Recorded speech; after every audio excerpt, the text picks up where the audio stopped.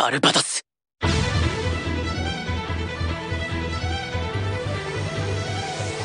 Raise your flag, 声の限り、声の限り、声の限り叫んで、きっといつか、いつかどこか、夢を見続けさまよ。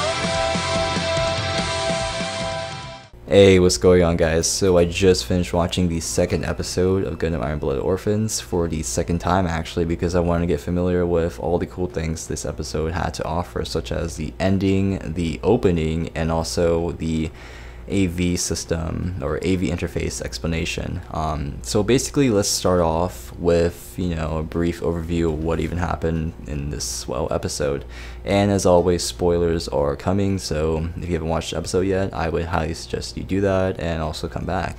So the first thing that happened was pretty much it left off from where Mikazuki went on town on the freaking captain. Then they pretty much switched scenes to the point where they actually showed you what happened before Mikazuki just came out of nowhere with Barbatos Gundam. I was pretty skeptical about that in the first episode, kind of, because it was like, holy shit, he just came out of nowhere with Barbatos. Like, I want to see what even went down, but thankfully in this episode we get to see what occurred before the events of him, kicking the captain's ass and saving Orga. So what even happened was Mikazuki was working on installing the AV interface into his Barbatos from a mobile worker. And they did a great job in the scene of actually explaining what the AV interface really is.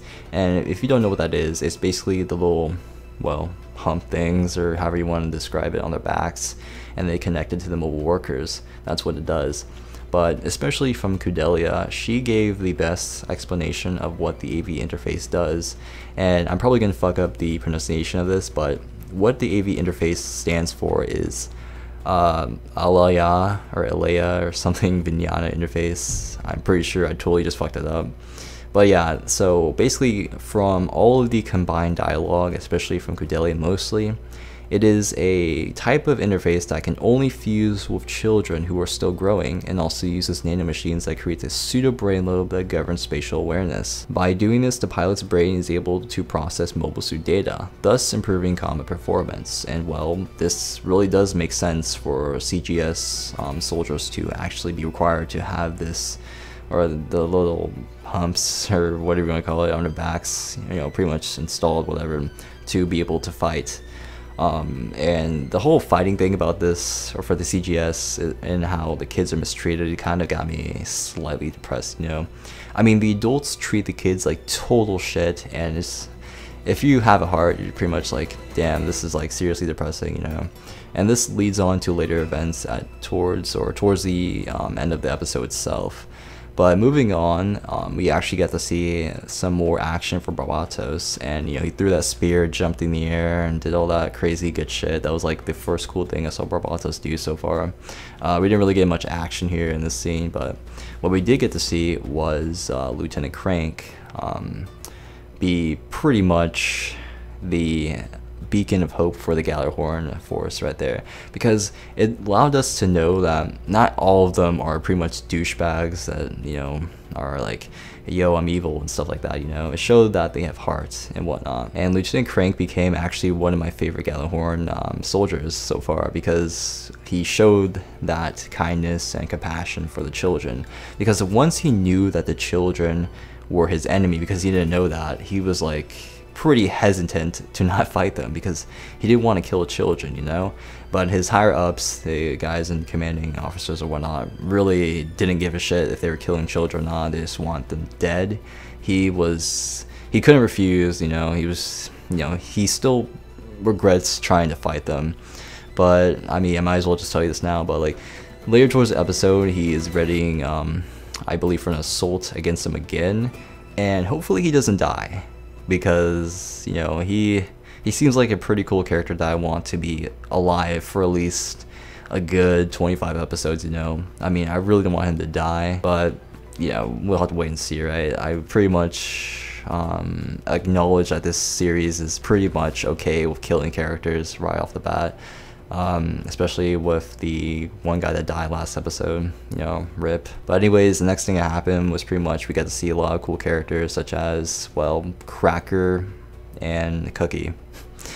Yeah, Cracker and Cookie, Biscuit's two little sisters. It makes you wonder what their parents are called. Probably like Pizza and Hamburger or something, I don't fucking know.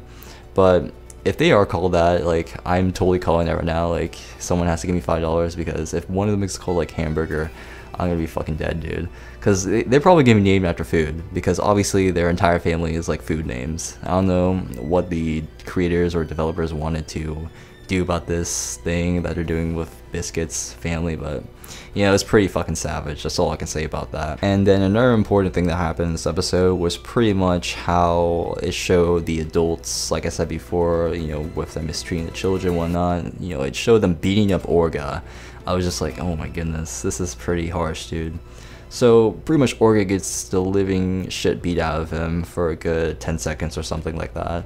And then it shows the children just hanging out outside and whatnot, and they're like, you know, we're tired of the adults treating us like crap and treating us as quote-unquote baits, because they pretty much said bait a lot. You know, they pretty much accepted the fact that the adults are treating them as baits in combat, let them die. They really don't give a shit. You know, clearly, if you saw the end of the first episode where they tried to abandon the children and all that good stuff. But yeah, they pretty much want to take over or something like that. They're gonna try to rebel. And Orga's like, this plan is not gonna even happen if we don't get Mikazuki's approval. Because Mikazuki and Orga are clearly bros, because not one of them does a thing without getting the acknowledgement from the other. Because they really do have a bro friendship going on there, you know. They've been childhood friends, they've been through tough shit and whatnot. So they're pretty much, they gotta like be okay with each other's decisions to, you know, do things such as rebel and whatnot. So we get to see some pretty interesting things in the next episode, and hopefully, like I said again, Lieutenant Crank does not die. Because, man, that guy is pretty cool, and he's really compassionate and understanding of the whole idea of war and not, you know, taking the lives of children. You know, I respect that. So another thing I want to talk about is how they actually showed the opening for the series for the first time, and I've already seen it, but it was kind of, well, weird quality on YouTube. I mean, they do that thing where they hide in the pitch or something of the song so it doesn't get copyrighted, because YouTube goes fucking crazy with copyrights these days. I remember when I used to get copyrights when I first started YouTube making Extreme Versus Full Boost videos. Fucking Invoke was playing in the background. Copyright, fucking copyright warriors everywhere and shit. It's fucking ridiculous.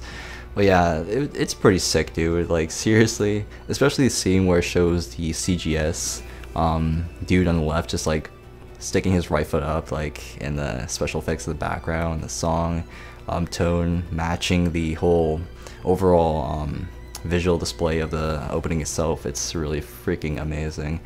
And then we have the ending, which is not what I was expecting, but it's not bad. It really isn't, guys.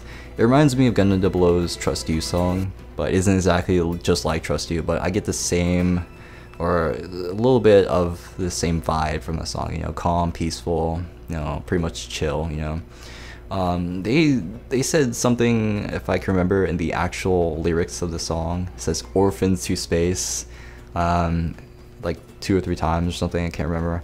But maybe that's like a sign or something that they're gonna go to space and just fight or something like that. Maybe that's like a big thing. Maybe that the CGS guys are planning to go to space and, you know, fight, get their independence and whatnot, blah blah blah, you know. Or it could just be, you know, typical lyrics, or it could not possibly mean anything at all, you know.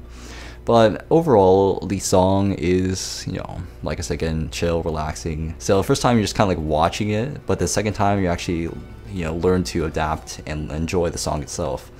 But yeah, so hopefully, guys, this time around for the next episode, we get to see a little bit more action of Barbatos, because I didn't really get to see that much of him while fighting in this episode at all. It's pretty much like introducing more characters and getting to know people such as Atra and whatnot.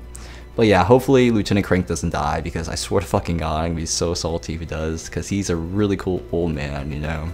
But yeah, I really want to know how you guys personally feel about this episode itself. Like, what were your thoughts on the overall plot advancement, or like who are your favorite characters and whatnot. But yeah, this video felt pretty long, so I'm just gonna call it here. So as always, if you enjoyed the video, please leave a like.